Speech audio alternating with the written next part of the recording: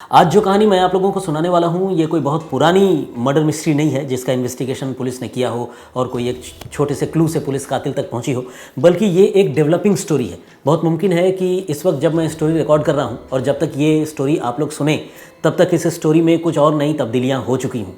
तो खैर, आप इस स्टोरी को उसी रूप में लीजिएगा। तो आइए शुरुआत करते हैं।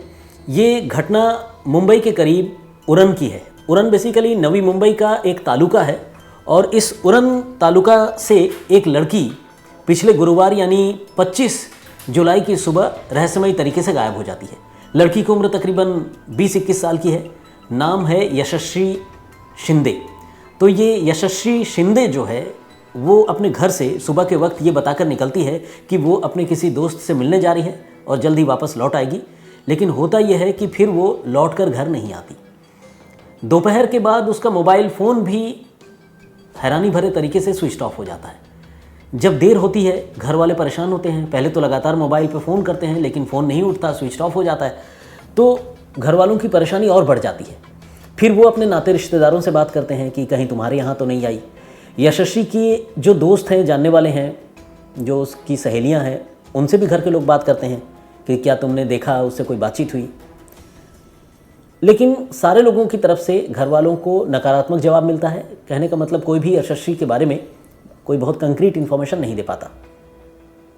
हाँ, एक यशस्वी का जो दोस्त है वो ये ज़रूर बताता है कि यशस्वी किसी से मिलने जा रही थी और मिलने जाने से पहले उसने ये कहा था कि उसे बहुत डर लग रहा है।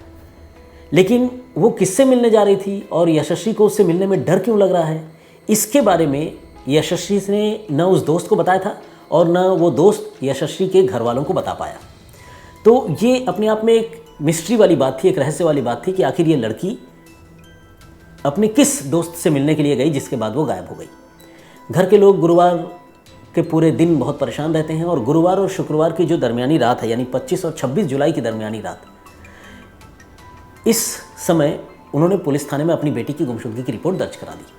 पुलिस ने रिपोर्ट दर्ज की और अपने तौर पर इस लड़की को ढूंढने लगी। घर वाले भी अपने तौर पर ढूंढ रहे थे। 24 घंटे का वक्त गुजर गया और 24 घंटे बाद पुलिस को एक खबर मिली। पुलिस को यह पता चला कि उरण तालुका में ही एक जगह है कोटनाका। उस कोटनाका इलाके में रात के वक्त एक पेट्रोल पंप के पास से एक आदमी ने पुलिस को फ़ोन किया और फ़ोन करके उसने ये कहा कि यहाँ झाड़ियों के पास किसी लड़की की डेड बॉडी पड़ी हुई है, लाश पड़ी हुई है, तो एक बार आप लोग आकर देख लीजिए। कुत्ते उस लाश को नोच रहे थे, हमने अभी कुत्तों को भगाया, मैं वहीं पर हूँ। ये खबर जब उरण पुलिस सुनती है तो उरण पुलिस भी सोच में पड़ जाती है कि भाई झाड़ियों में लाश, ये नॉर्मल डेथ तो हो नहीं सकता। पुलिस फ़ौरन मौके पर पहुँचती है और मौके पर आकर देखती है कि एक लड़की की डेड बॉडी पड़ी है जो बुरी तरह से ख़राब है, यानी म्यूटिलेटेड कंडीशन में है। उसका चेहरा कुचला हुआ है।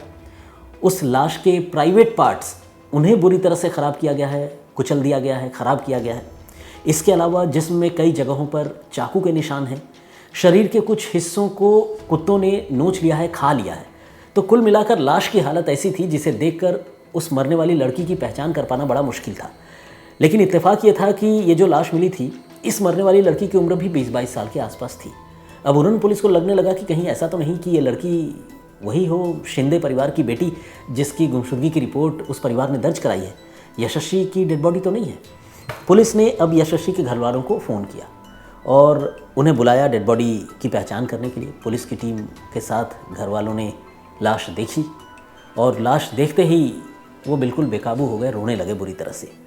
उन्होंने डेड बॉडी को देखते ही पहचान लिया कि ये उन्हीं की बेटी की लाश है, क्योंकि यशस्वी के बॉडी पर कुछ यूनिक आइडेंटिफिकेशन मार्क भी थे।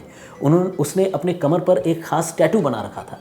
उस टैटू को देखकर उसके परिवार के लोगों ने पहचान लिया, प्लस कपड़े तो खैर थे ही, और ओवरऑल जो बॉडी का अपीयरेंस था, हुलिया जिसे कहते हैं, उसे देखकर भी अंदाज़ा मिल रहा था। तो घर वालों ने पहचान कर लिया, क्योंकि 24 घंटे पहले ही लड़की की गुमशुदगी की रिपोर्ट दर्ज हुई थी और एक दिन बाद ये बॉडी मिली थी। तो कोई बहुत सड़ी गली या पुरानी डेड बॉडी नहीं थी। तो घर वालों ने उस डेड बॉडी को देखकर पहचान लिया कि ये लाश उनकी बेटी यशस्वी की ही है। लेकिन अब सबसे बड़ा सवाल ये है कि एक लड़की जो अपने किसी दोस्त से मिलने के लिए गई और गायब हो गई, उसे इतने बेरहमी से और इतने भयानक तरीके से किसने मौत के घाट उतारा? किसकी ऐसी दुश्मनी उस लड़की से थी? एक ऐसी लड़की जिसके देखा जाए तो अभी जस्ट वो बालिग हुई ही थी, 20-21 साल की उसकी उम्र थी और इतनी छोटी लड़की से ऐसी अदावत, ऐसी खुंदक किसकी हो सकती है।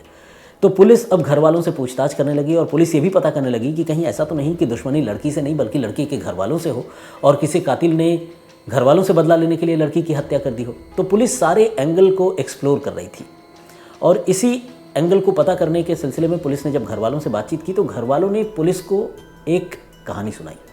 घर वालों ने ये बताया कि आज से कुछ साल पहले, साल 2018 में, जब यशस्वी और भी छोटी थी, माइनर थी, उस समय एक टैक्सी ड्राइवर जो है उनकी बेटी को परेशान किया करता था, जिसका नाम है मोहम्मद दाऊद।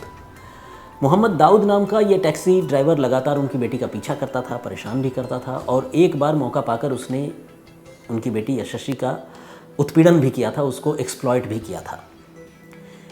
इसके बाद शिंदे परिवार ने उस टैक्सी ड्राइवर दाऊद के खिलाफ रिपोर्ट लिखवाई थी और उसे पोक्सो एक्ट के तहत गिरफ्तार करके जेल भी भेजा गया था। Prevention of cruelty against child है ना, तो उस एक्ट के तहत गिरफ्तार करके जेल भी भेजा गया था। और अब से कुछ समय पहले वो लड़का जो है उस मामले में जेल से छूट गया था, प्रॉबेबली ज़मानत पर ही छूटा होगा। तो घर वालों ने ये एक बात बताई और घर वालों ने ये आशंका जताई कि कहीं ऐसा तो नहीं कि उसी लड़के ने कोई बदला लेने के लिए उनकी बेटी के साथ ऐसा कुछ कर दिया हो। घर वालों की इस आशंका के बाद पुलिस को एक सुराग मिल चुका था और पुलिस ये पता करने में लगी थी कि कहीं इस मर्डर के पीछे उसी लड़के का हाथ तो नहीं है। लेकिन जब पुलिस ने छानबीन शुरू की तो पता चला कि वो लड़का जब जेल से बाहर निकला था, मोहम्मद दाऊद, तो वो अपने होम स्टेट कर्नाटक वापस चला गया था, यानी वो मुंबई में था ही नहीं, मुंबई में रह नहीं रहा था। ऐसे में पुलिस को लगा कि अगर वो होम स्टेट चला गया है तो इस घटना के पीछे हो सकता है किसी और का हाथ हो। लेकिन पुलिस ने जिस जगह पर यह हत्या हुई थी उधर जाने वाली सड़कों के सीसीटीवी फुटेज प्लस ये जो मोहम्मद दाऊद है उसके मोबाइल फ़ोन की जानकारी जुटाने की शुरुआत की, प्लस ये जो यशस्वी जिसकी हत्या हुई थी इसके मोबाइल फ़ोन पर आखिरी दफ़ा किससे बातचीत हो रही थी, पुलिस ने ये भी पता करने की कोशिश की। तो इस तरह से पुलिस ने एक टेक्निकल इन्वेस्टिगेशन लॉन्च किया और मल्टीपल डायमेंशंस में, यानी अलग अलग दिशाओं में पुलिस की तफ्तीश जो है एक साथ चल रही थी। इसी क्रम में पुलिस ने जब यशस्वी के मोबाइल फ़ोन की कॉल डिटेल यानी CDR निकलवाई तो उसमें पुलिस ने एक संदिग्ध नंबर देखा जिससे उसकी अपने मौत या गुमशुदगी के कुछ समय पहले बातचीत हुई थी और पुलिस को जल्द ही ये पता चल गया कि यह नंबर किसी और का नहीं बल्कि उसी मोहम्मद दाऊद का है जो कभी यशस्वी को एक्सप्लॉइट कर चुका था और उसके एक्सप्लॉइटेशन के जुर्म में जो कभी जेल भी जा चुका था। तो यानी घर वालों का शक जो है वो पुलिस को सही लगने लगा। अब पुलिस ये पता करने में लगी कि क्या वाकई वो लड़का नवी मुंबई में या उरन में आसपास के किसी इलाके में है, क्या उसकी मौजूदगी यहाँ पर है। तो पुलिस को जब उस नंबर का पता चला तो पुलिस ने उस नंबर की भी लोकेशन निकलवाई और जब लोकेशन निकलवाई तो पुलिस ने देखा कि हाँ वो नंबर जो है वो उरन में मौजूद है, उस नंबर पर जिससे बातचीत हुई थी। पुलिस ने अब उस इलाके के जो भी रास्ते हैं, जो जिस जगह पर डेड बॉडी मिली थी उस तरफ जाने वाली जितनी भी सड़कें हैं उसमें लगे CCTV कैमरों को देखना शुरू किया और इसमें भी पुलिस को कामयाबी मिली। पुलिस को उसी सड़क पर पहले ये लड़की अकेली बारिश के दौरान छाता लेकर जाती हुई दिखी और फिर उसके कुछ ही मिनटों के बाद मोहम्मद दाऊद नाम का वो लड़का भी पीछे से फॉलो करता हुआ उस लड़की के पीछे जाता हुआ दिखा। ये सारी चीज़ें कोरोबोरेट कर रही थी, हिंट कर रही थी और इशारा कर रही थी कि यशस्वी शिंदे के कत्ल के पीछे दाऊद का ही हाथ है। हालांकि आधिकारिक रूप से अभी तक जब मैं ये स्टोरी रिकॉर्ड कर रहा हूँ तब तक दाऊद की गिरफ्तारी नहीं हुई है और पुलिस ने भी आधिकारिक रूप से दाऊद का नाम नहीं लिया है, लेकिन CCTV footage, call detail record जो इशारा कर रहे हैं और मोटिव की भी जहाँ तक बात है तो एक रिलेशन था, एक्सप्लॉइट किया था। अब फिर से उस लड़की से बातचीत हुई है, वो लड़की उससे मिलने जाने से पहले अपने एक दोस्त को बताती है कि मुझे डर लग रहा है। ये सारी चीज़ें इशारा कर रही हैं कि इस घटनाक्रम के पीछे मोहम्मद दाऊद नाम के उसी टैक्सी ड्राइवर का ही हाथ है जिस पर उसके घर के लोग शुरू से शक जताते रहे। अब पुलिस ने एक साथ कई टीमें बनाई हैं, वो दाऊद की तलाश में लगी है और पुलिस को उम्मीद है कि आने वाले दिनों में दाऊद नाम का ये लड़का भी पुलिस की गिरफ्त में होगा। इस कहानी में एक और एंगल या एक और अहम पहलू है, वो छानबीन के दौरान पुलिस को पता चली है, वो ये कि कर्नाटक के ही एक और लड़के से यशस्वी की फ़ोन पर बातचीत होती थी और वो जो लड़का है वो दाऊद का कॉमन नोन था, यानी देखा जाए तो एक तरह से दाऊद का दोस्त था। अब सवाल ये है कि कहीं ऐसा तो नहीं कि यशस्वी उस एक दूसरे लड़के से बात करती थी, जिसकी वजह से दाऊद जो जेल से बाहर निकला था वो यशस्वी से खफा था, नाराज़ था और इसी खुंदक में कहीं यशस्वी को मारना चाहता हो या उसकी जान लेना चाहता हो, ये भी एक एंगल है। प्लस यशस्वी के घर वालों से या खुद यशस्वी से वो अपने जेल जाने का बदला लेना चाहता हो। तो मोटिव फ़िलहाल मल्टीपल हैं, उसमें लड़की से बदला, लड़की के घर वालों से बदला और लड़की का किसी और लड़के से बात करने की वजह से गुस्से में आकर, या जिसे कहते हैं ना कि चीटेड फील करते हुए, या एक जिसे कहते हैं ना कि जिल्टेड लवर, नाकाम आशिक जो खुंदक में किसी को नुकसान पहुंचाए, कहीं ऐसा तो नहीं कि उस वजह से दाऊद ने यशस्वी की हत्या कर दी। फिलहाल इस मामले में इस तरह के कई सवाल हैं, लेकिन अब तक की जांच में ये बात तकरीबन साफ हो चुकी है कि यशस्वी शिंदे के कत्ल में मोहम्मद दाऊद का हाथ है, जो मूल रूप से कर्नाटक का रहने वाला है और कत्ल से आने पहले जिसकी लोकेशन उरन इलाके में पाई गई है, देखी गई है। तो ये थी पूरी कहानी। आने वाले दिनों में पुलिस जब इस मामले का पूरी तरह से खुलासा कर देगी, यानी दाऊद को गिरफ्तार करने के साथ साथ उसके मोटिव के बारे में भी बताएगी, तो मैं फिर से इस कहानी का अपडेट आप लोगों के लिए लेकर आऊँगा। हो सकता है कि कोई और स्टोरी साथ में हो, लेकिन इस स्टोरी से रिलेटेड जो लेटेस्ट इन्फॉर्मेशन होगा, सिंस एक डेवलपिंग स्टोरी मैं आप लोगों के लिए आज लेकर आया हूँ, तो उसका अपडेट भी मैं आप लोगों को बताऊँगा ज़रूर। तो आज के लिए इतना ही। फिलहाल मुझे इजाज़त दीजिए। अपना बहुत ख्याल रखिए, सुरक्षित रहिए। मैं फिर हाजिर होऊंगा किसी और कहानी, किसी और वाक़े के साथ। तब तक अपना बहुत ख्याल रखिए।